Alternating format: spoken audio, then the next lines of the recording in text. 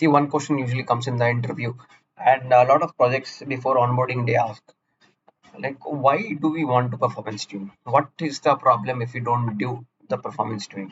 So normally, what happens is we put a lot of time, we put the application into production, and then we come to know, hey, you know what?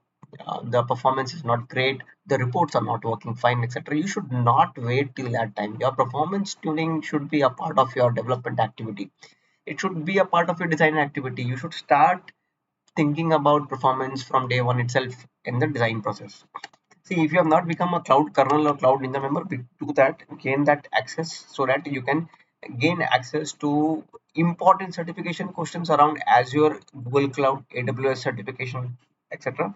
And lot of informative contents which will help you with preparing for interviews, or if you're working on projects, it will help you building your design psychology. If you're not yet subscribed, do so. It will help you with a lot of certification contents and such informative content. See, there are four things which are very important. Whenever people say, why should I performance tune? Or before performance, what should I do? See, what advantage you will get because of tuning.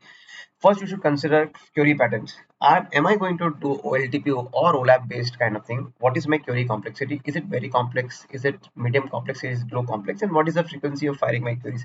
Will I fire? Will my user base is my user base so big that it will keep firing the queries like every minute, or in an hour will it fire 10,000 queries, or in an hour will it fire 100 queries? What is the frequency? That is important to understand. Second thing is important is data volume and growth. You have to assess the size of your data and its expected growth. Suppose today your data size is 5 GB and your company is really doing great. It is planning to do acquisitions and the data has to grow year on year. So in real life, we do a projection of 5 years. Next 5 years, even though today you have 5 GB, next 5 years your data will become 20 GB. So you have to plan for 20 GB growth. That is something which you should consider. So when you're planning for 20 GB, do not performance tune your database or your reports, etc., or your SQL queries for 5 GB. Do it for 5 years of projection. Do it for 20 GB. Okay. Now concurrency. You should determine the number of concurrent users and what is the typical query pattern. Like how many users will be connected in one go? Will there be 1,000 concurrent users? Concurrent means everyone is connected in one go. It's a gangbang kind of thing. Everybody is simultaneously trying to work on the database. The database is gangbanged. Now what happens is, yeah, it is very important for you to understand whether your concurrency level will be 50, whether it will be 1,000, whether it will be 10,000. Okay, if many clients I'm seeing, they are making Snowflake as their data product, and they are giving access to so many other things. So it has a lot of centralized data sets and metrics. There you can have very high concurrency. So there we expose the data set through API calls so that the concurrency can be minimized in that case. But that is an important parameter. And performance SLAs. What is the acceptable performance level for different query types? Like, is the client okay with, uh, say, if a report is taking 30 seconds, is it fine? Or if there are complex reports taking 2 minutes, is that acceptable? Or if it takes 8 minutes, is that acceptable? If not, suppose in some client places I saw that they say that any reports, for example, I was once working for Indian Railways project, and there they had a very stringent SLA. Any report should not take more than 20 seconds, not more than 20 seconds. It was a very stringent SLA. I know it sounds like a comedy because Indian Railways website and etc. were so slow during that time. Now it has improved significantly, but still there is scope for improvement. See, now let us delve into each one of these. There are four topics here: query patterns, data volume growth, concurrency, performance SLAs. Let us go slightly in depth. See, query patterns. What do we see in query patterns? We want to know if it's a OLTP or OLAP. OLAP means a lot of analytical queries will be there. So these will be complex. That is the one thing. And the difference in OLAP is you prioritize query performance over transaction speed. The insert update should happen very fast. That is not your goal. Their goal is read should happen first. Read should happen first. Your goal is not that write should happen first. But with OLTP, your write should happen first. It is high throughput and it lowest latency. And there will be short transaction but very frequent transactions. Okay. And then it can be a mixed load. It can be a combination of OLTP and OLAP. So you will have to balance the performance characteristics. Then you have to understand what is the query complexity. Am I going to use lot of joins? Am I going to do a lot of rollups like group by clause aggregations? Okay, and then it can help you understand. Okay, aggregations are creating bottlenecks. Maybe I should create a materialized view kind of concept here, so that aggregated data is already pre-calculated, so that I don't have to fire aggregations on the fly. And what is your frequency? Are you going to fire queries in 5 minutes, 100 queries, or 5 minutes, 10,000 queries? The next 1 hour, nothing gets fired, and then again, for within 10 minutes, I'll get 10,000 queries. Is it that way? And that is where we will have to look at caching, indexing, materialized view concept. Now, data volume and growth. Like I told you that whenever you buy a car, you're not buying it only for today. You want to run that car for 5 years. Okay, so that is how you look at, can you pay the sustainable EMI for 5 years or not.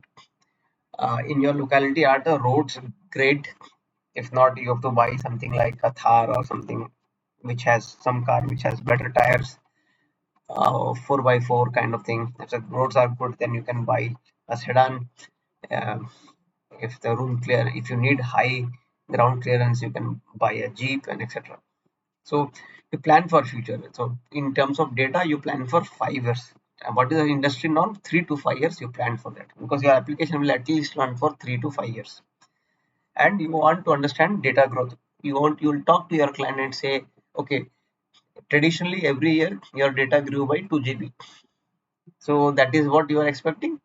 Then the business might say, hey, you know what? Like I was working for a client and they told me, hey, you know what?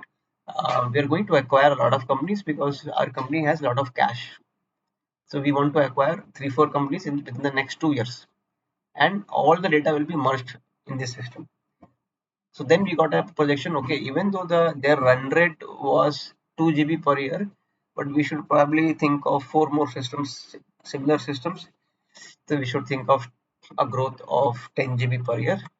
In the next 5 years, it will become 50 GB.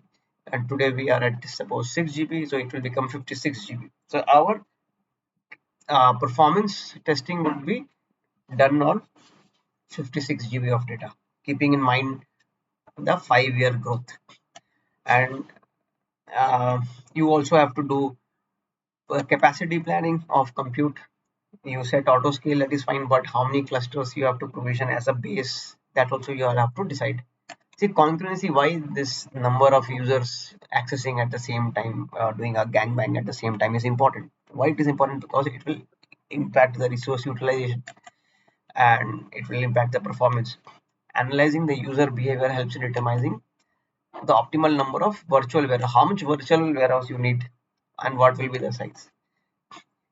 If you are, if 10,000 people are going to access, you need lot of virtual warehouses and a good size also, and vice versa. Now it is very important, when you are working as an architect or a designer for a client and you are working on Snowflake systems, you set an expectation with the client. Hey, what will be the expectation of the performance for each query type? If these are simple queries, this is the expectation. If these are medium queries, this is the expectation. If they are complex queries, this is the expectation. It might take, complex queries might take uh, 1 to 2 minutes for execution, and so on.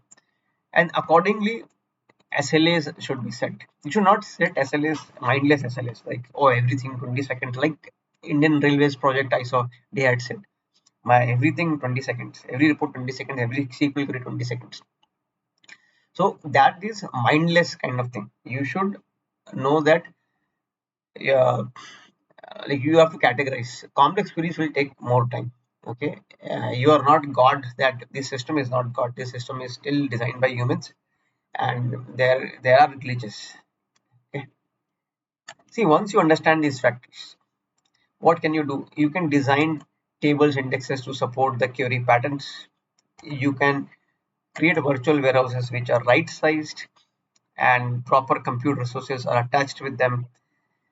You can improve the performance by using a lot of cache or in-memory data processing, and then you can focus on areas that has greatest impact on meeting performance goals, like which ones will have greatest impact.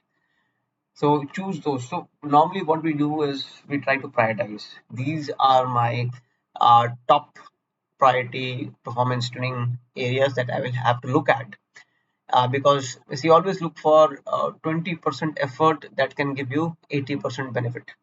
Always look for those levers, which areas will fall under that 20%, which can give you 80% of performance boost.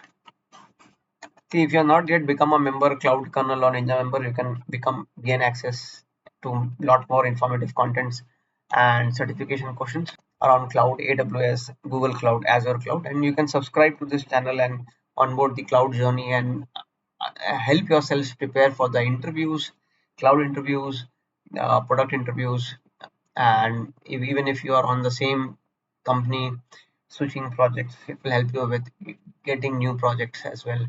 Or if you're already in a project and struggling and you want to know more about how to get better, so these videos will help you with that kind of information also. So in this part we had a look at, before even looking at performance tuning areas, we should understand the nature of the workload before we delve into the optimization techniques. I hope you understood the concept. We will see you in the next part.